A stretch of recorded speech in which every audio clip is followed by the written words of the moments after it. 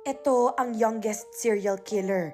8 years old lang siya at pinatay niya ang kanyang baby sister, ang kanyang pinsan at isa pang sanggol at laya siya ngayon. Ito si Amarjit Sada. Ang kanyang unang biktima ay ang babaeng pinsan niya na 6 years old. Sinakal niya ito hanggat ito ay namatay.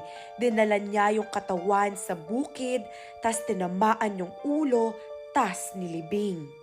And worse, itinago ito ng kanyang magulang. Ang pangalawang biktima ay ang kanyang baby sister. Nung tulog ang kanyang baby sister sa duyan, kinuha niya ito, tas sinakal. Nung nagising yung kanyang nanay, nakita ito ng kanyang nanay, tas tinanong si Amarjit kung ikaw ba ang gumawa nito at umamin si Amarjit. Pero itinago rin ito ng kanyang parents.